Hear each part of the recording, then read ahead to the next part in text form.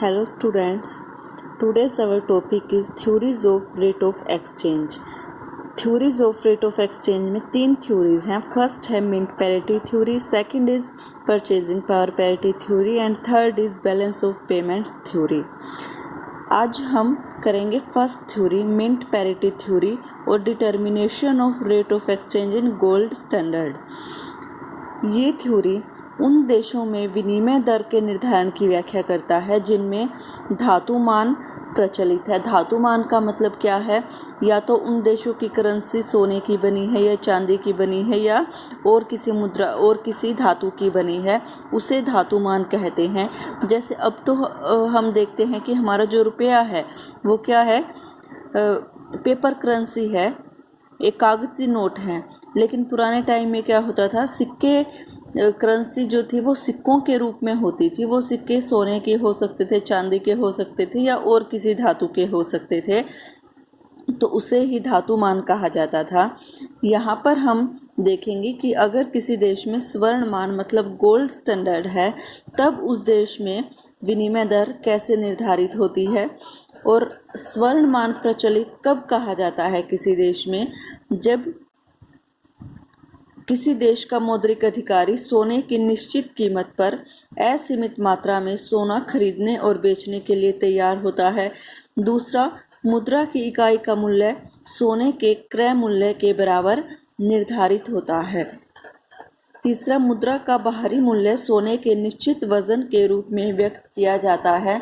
मतलब जैसे 1 पौंड है, एक पौंड का सिक्का है, उस सिक्के में कितना गोल्ड लगा है. अगर वो सिक्का 1 ग्रेन का है तो 1 पौंड की वैल्यू 1 ग्रेन के बराबर होगी. अगर वो सिक्का 2 ग्रेन का है तो 1 पौंड की वैल्यू 2 ग्रेन के बराबर होगी. लास्ट, स्वर्ण के आयात और निर्यात की पूरी तरह से स्वतंत्रता होती है. दो देशों के बीच में स्वर्ण का एक्सपोर्ट इंपोर्ट किया जा सकता है. तो determination of rate of exchange कि जब किसी कंट्री में गोल्ड स्टैंडर्ड है तो विनिमय दर का निर्धारण कैसे होगा. गोल्ड स्टैंडर्ड होने पर किसी देश की विनिमय दर उसकी मुद्रा में निहित सोने या चांदी के भार या उसकी मुद्रा के स्वर्ण मूल्य के आधार पर निर्धारित की जाती है.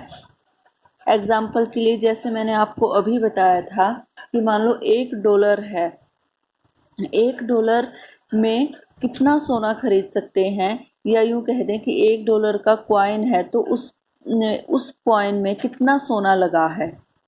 तो ये हो गया कि उस देश की करेंसी जो होगी उसकी सोने की उस देश की करेंसी में कितना सोना या तो हम खरीद सकते हैं, या उस देश की करेंसी, जैसे मैंने बताया कि $1 का सिक्का है तो उसमें वो कितना सोना लगा हुआ है, इस आधार पर विनिमय दर निर्धारित होगी. जैसे $1 के सिक्के में 2 ग्रेन सोना लगा है तो $1 की वैल्यू 2 ग्रेन सोने के बराबर निर्धारित की जाती है. इस तरह से जब विनिमय दर निर्धारित की जाती है तो इसे टकसाली समता दर या मिंट पैरिटी कहा जाता है.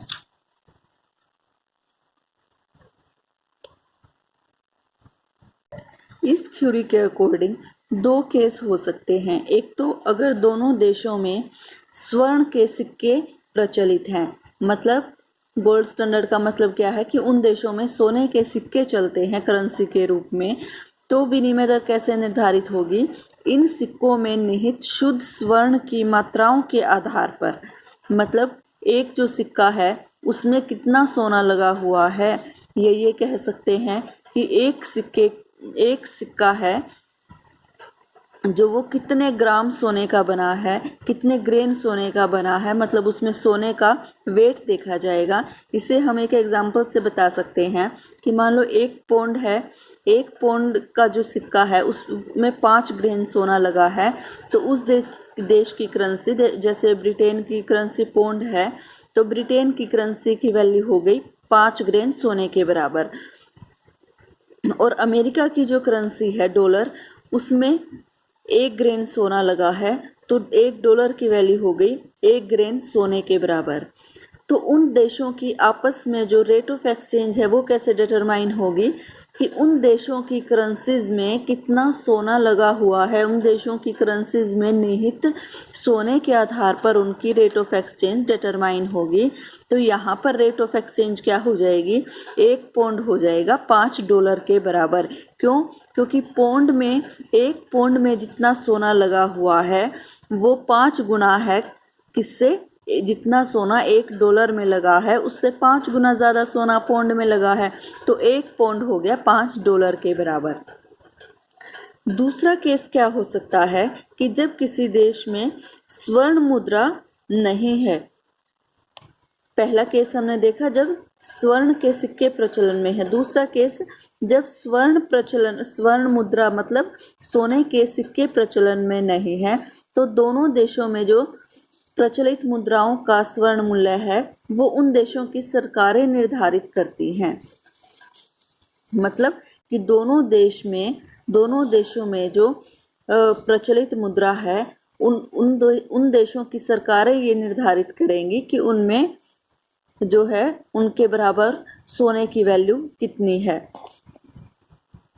मतलब उन देशों की सरकारें निर्धारित करेंगी, जैसे ब्रिटेन की सरकार निर्धारित करेगी कि 1 पौंड की वैल्यू कितने सोने के बराबर है, और अमेरिका की सरकार निर्धारित करेगी कि $1 की वैल्यू कितने सोने के बराबर है, कितने गोल्ड के बराबर है। इसमें एक एग्जाम्पल दिया है कि प्रथम विश्व युद्ध से पहले ब्रिटेन में 1 पौंड में विशुद्ध सोने की मात्रा 113.0016 ग्रेन थी, और अमेरिका के $1 में 23.2200 ग्रेन थी। तो इसी के आधार पर विनिमय दर का निर्धारण होता था। तो मान लो हमें 1 पौंड की वैल्यू लेनी है, तो 1 पौंड कितने बराबर होगा, जैसा कि इसने बताया 1 पौंड में सोने की मात्रा 113.0016 ग्रेन, तो इसके बटा में जो अमेरिकी डॉलर में स्वर्ण की मात्रा 23.2200 ग्रेन, तो इसको इससे डिवाइड करने पर क्या आएगा, डॉलर पता चल जाएंगे कि 1 पौंड के कितने डॉलर के बराबर होगा। यह है $4.866। इसका मतलब क्या है कि 1 पौंड की वैल्यू डॉलर की वैल्यू से 4.866 टाइम्स ज़्यादा है। क्यों? क्योंकि जो डॉलर में निहित सोने की मात्रा है वो कम है और पौंड में ज़्यादा है। इसका साफ साफ मतलब क्या है कि 1 पौंड में जो सोने की मात्रा है वो $1 में जो निहित सोने की मात्रा है उससे 4.866 टाइम्स ज़्यादा है। तो इसीलिए 1 पौंड की वैल्यू कितनी हो गई, $4.866। स्वर्ण मान में जो किसी कंट्री को पेमेंट करने के 2 तरीके होते हैं, उसमें पहली विधि है, पहला तरीका क्या है कि जो इंपोर्ट करने वाला है, जिसने किसी दूसरी कंट्री से इंपोर्ट किया है, उसे वो पेमेंट करने के लिए विदेशी विनिमय का प्रयोग करे। मतलब जितना उसने इंपोर्ट किया है वो विदेशी विनिमय बाजार से विदेशी मुद्रा खरीद लेगा और उसका भुगतान जिससे उसने इंपोर्ट किया है उसको कर देगा। दूसरा तरीका क्या है कि जब वो भुगतान करने के लिए गोल्ड का एक्सपोर्ट करे। एक तरीका तो क्या हो गया कि विदेशी विनिमय में ही वो पेमेंट करेगा। दूसरा तरीका क्या है, वो गोल्ड से पेमेंट करेगा, गोल्ड का एक्सपोर्ट करके पेमेंट करेगा।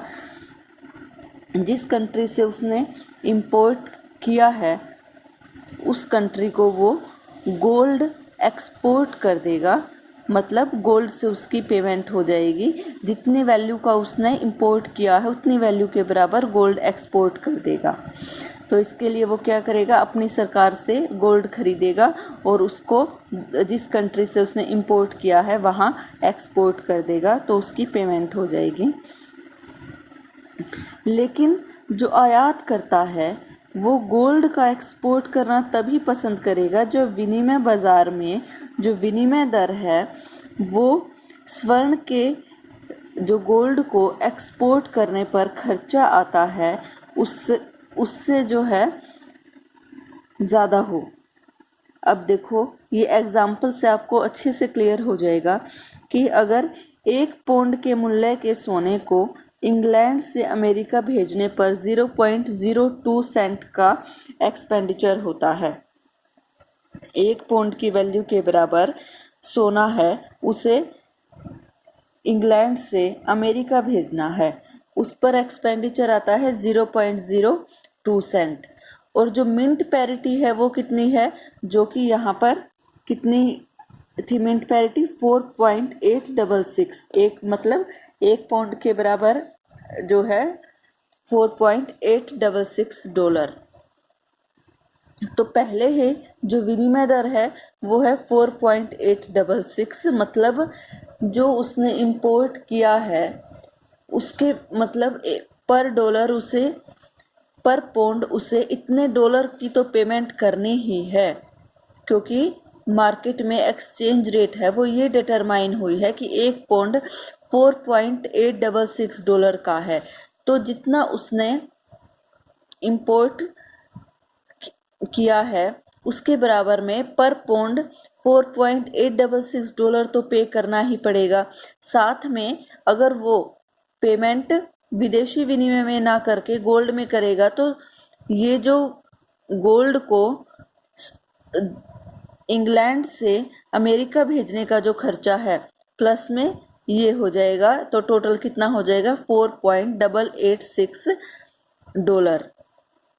तो अगर बाजार में विनिमय दर 4.886 डॉलर से ज़्यादा होगी तभी गोल्ड को इंग्लैंड से अमेरिका को एक्सपोर्ट किया जाएगा। मतलब जितनी की बाजार में विनिमय दर थी प्लस गोल्ड को एक्सपोर्ट करने का खर्चा मिलाकर हो गया 4.886। अगर विनिमय दर इससे ज़्यादा होगी तभी गोल्ड का एक्सपोर्ट किया जाएगा। अगर इससे कम है तो क्या होगा, जो इंग्लैंड का आयात करता है वो गोल्ड की बजाय डॉलर में ही पेमेंट करेगा। ऐसा क्यों है, क्योंकि अगर एक्सचेंज रेट 4.886 डॉलर से ज़्यादा है तो इसका मतलब उसे गोल्ड का एक्सपोर्ट करना सस्ता पड़ेगा। गोल्ड का एक्सपोर्ट उसे 4.886 डॉलर के बराबर करना पड़ेगा।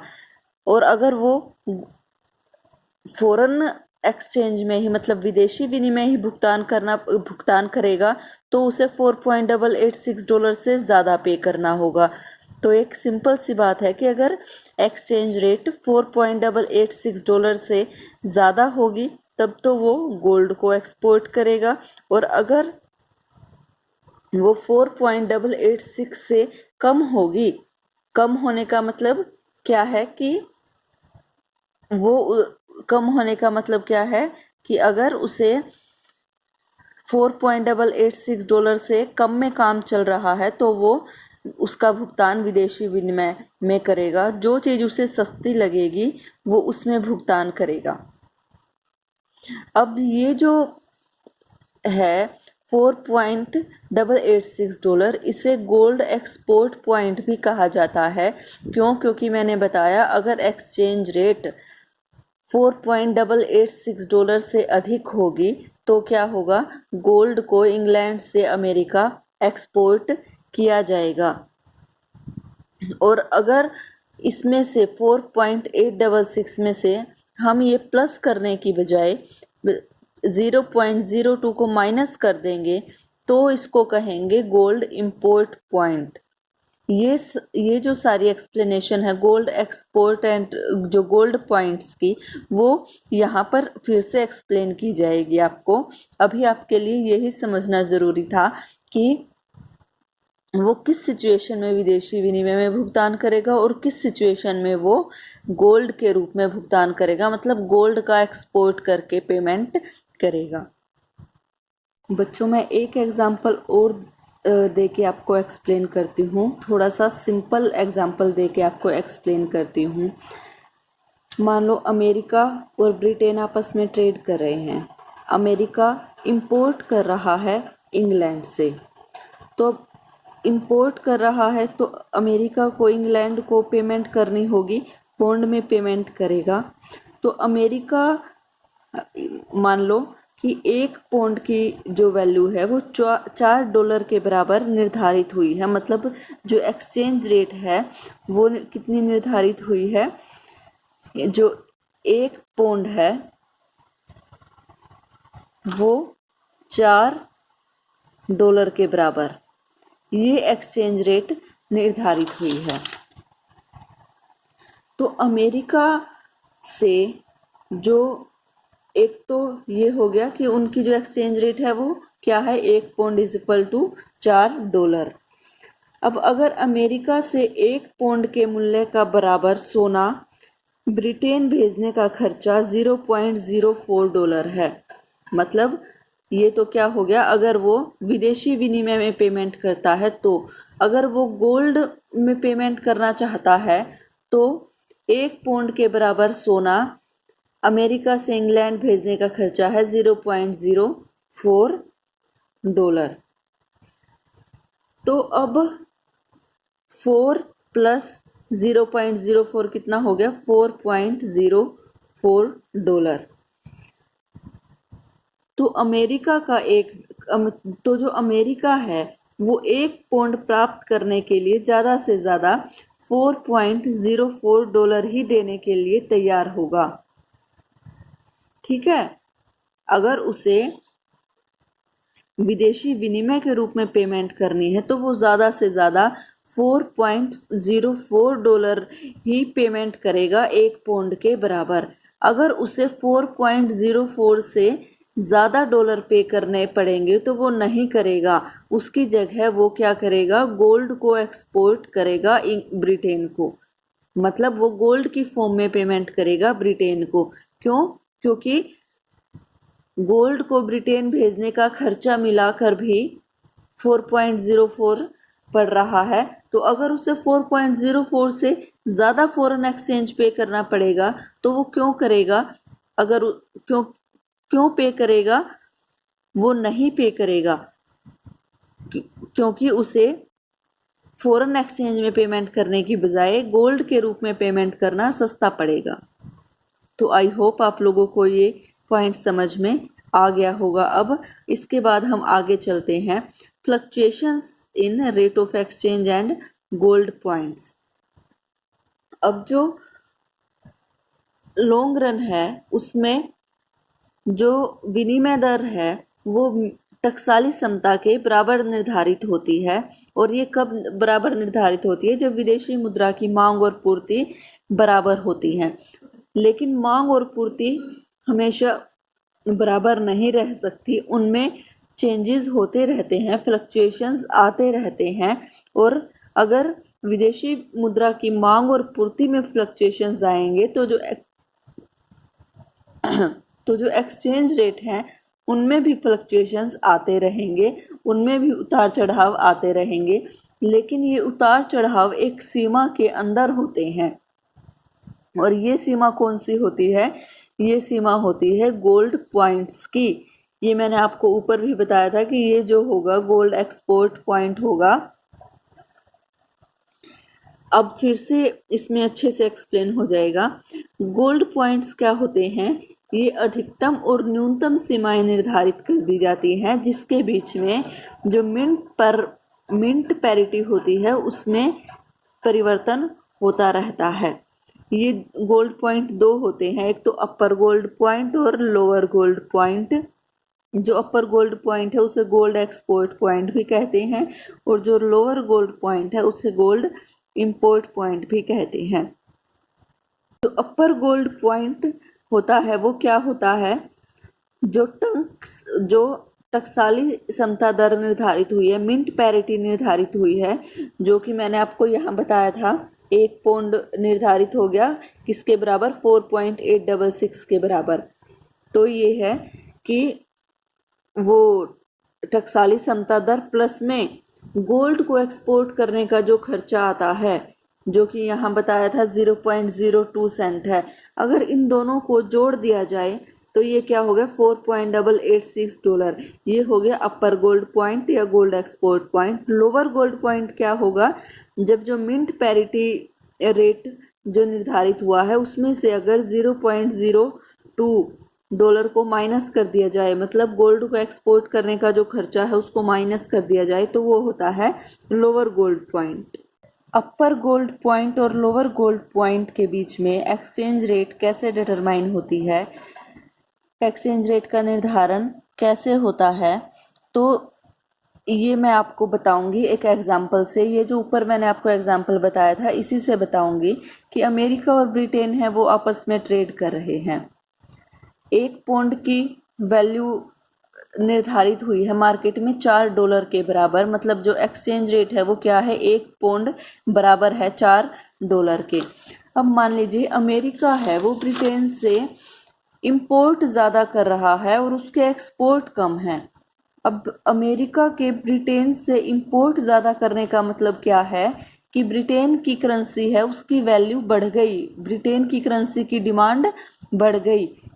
ब्रिटेन की करेंसी पौंड, अगर उसकी डिमांड बढ़ गई तो इसका मतलब क्या है, अमेरिका को एक पौंड के बराबर में $4 है उससे ज़्यादा पे करने पड़ेंगे। क्यों? क्योंकि पौंड की डिमांड बढ़ गई है। और जैसा कि मैंने पहले बताया था कि गोल्ड को अमेरिका से इंग्लैंड भेजने का खर्चा है $0.04। और जैसा कि मैंने पहले बताया अमेरिका के इंपोर्ट ज़्यादा हैं, इसकी वजह से पौंड की डिमांड बढ़ गई और अब अमेरिका को एक पौंड के बराबर में $4 से ज़्यादा पे करने पड़ेंगे। ज़्यादा पे करने पड़ेंगे तो वो कितने ज़्यादा पे करने के लिए तैयार होगा अमेरिका, वो ज़्यादा से ज़्यादा $4.04 एक पौंड के बराबर में पे करने के लिए तैयार होगा। अगर $4.04 से ज़्यादा उसे एक पौंड के बराबर में पे करने पड़ेंगे तो वो नहीं पे करेगा, इसके बदले में वो गोल्ड को एक्सपोर्ट करेगा। अमेरिका ब्रिटेन को एक पौंड के बराबर गोल्ड एक्सपोर्ट कर देगा। तो ये क्या है, इसको अमेरिका की दृष्टि से अमेरिका का गोल्ड एक्सपोर्ट पॉइंट या अपर गोल्ड पॉइंट कहा जाएगा। और अगर ब्रिटेन को बीओपी डेफिसिट है, मतलब अगर ब्रिटेन ज़्यादा इंपोर्ट कर रहा है तो डॉलर की डिमांड बढ़ जाएगी और डॉलर की कीमत बढ़ जाएगी, जिससे क्या होगा, एक्सचेंज रेट कितनी हो जाएगी, 1 पौंड इज इक्वल टू 4 में से ये 0.04 है, ये माइनस हो जाएंगे। तो क्या है इसका मतलब, एक पौंड की वैल्यू 4 माइनस 0.04 इससे कम नहीं हो सकती। इस सीमा के बाद क्या करेगा, जो अमेरिका के निर्यातक हैं वो ब्रिटेन से सोने के आयात को प्रेफरेंस देंगे। 4 माइनस 0.04 से अगर पौंड की वैल्यू ज़्यादा कम हुई तो जो अमेरिका के जो एक्सपोर्टर हैं वो क्या करेंगे, वो प्रेफरेंस देंगे कि वो ब्रिटेन से गोल्ड को इंपोर्ट करें, वो फॉरेन एक्सचेंज में पेमेंट की बजाय। तो इसको क्या कहा जाएगा अमेरिका के दृष्टिकोण से, गोल्ड इंपोर्ट पॉइंट या जो है लोअर गोल्ड पॉइंट। तो अब आपको समझ आ गया होगा कि जो एक्सचेंज रेट है वो 2 पॉइंट्स के बीच में कहीं डिटरमाइन होगी, अपर गोल्ड पॉइंट और लोअर गोल्ड पॉइंट के बीच में। एक्सचेंज रेट इससे ज़्यादा बढ़ नहीं सकती और इससे कम नहीं हो सकती। अब हम इसको डायग्राम से एक्सप्लेन करेंगे। इस डायग्राम में शो होता है कि किस तरह से एक्सचेंज रेट है वो डिसाइड होगी और गोल्ड पॉइंट्स के बीच में कहीं भी डिसाइड होगी। ओ एक्स एक्सिस पे फॉरेन एक्सचेंज की डिमांड और सप्लाई ली गई है और ओ वाई एक्सिस पे जो रेट ऑफ एक्सचेंज डिटरमाइन होती है वो ली गई है। रेट ऑफ एक्सचेंज कैसे, डॉलर प्राइस पर पाउंड, मतलब एक पाउंड के बराबर डॉलर की कितनी वैल्यू है, एक पाउंड कितने डॉलर के बराबर है, ये लिया गया है ओ वाई एक्सिस पर। अब ये है फॉरेन एक्सचेंज की का डिमांड कर्व डी और ये है फॉरेन एक्सचेंज का सप्लाई कर्व एस। जहाँ इन दोनों ने इंटरसेक्ट किया वहाँ पर जो मिंट पर पैरिटी है वो डिसाइड हुई, जो कि आप पहले देख चुके हैं थ्योरी में कितनी हुई थी, 1 पौंड इज इक्वल टू $4.866। ये यहाँ पर जहाँ दोनों ने इंटरसेक्ट किया डिमांड और सप्लाई कर्व ने, वहाँ पर ये डिसाइड होती है। अब अगर पौंड की डिमांड बढ़ने की वजह से उसकी वैल्यू बढ़ जाती है तो वो कितनी बढ़ सकती है, मतलब अपर गोल्ड पॉइंट क्या था 4.886 और लोअर पॉइंट 4.846, मतलब अगर पौंड की डिमांड कम होती है तो उसकी वैल्यू यहाँ तक गिर जाती है। Upper gold point and lower gold point ये हैं। अब जो विनिमय दर है वो OU और OL इन दोनों के बीच, इन दोनों पॉइंट्स के बीच कहीं भी निर्धारित हो सकती है, लेकिन विनिमय दर UD से ज़्यादा नहीं हो सकती और LS है इससे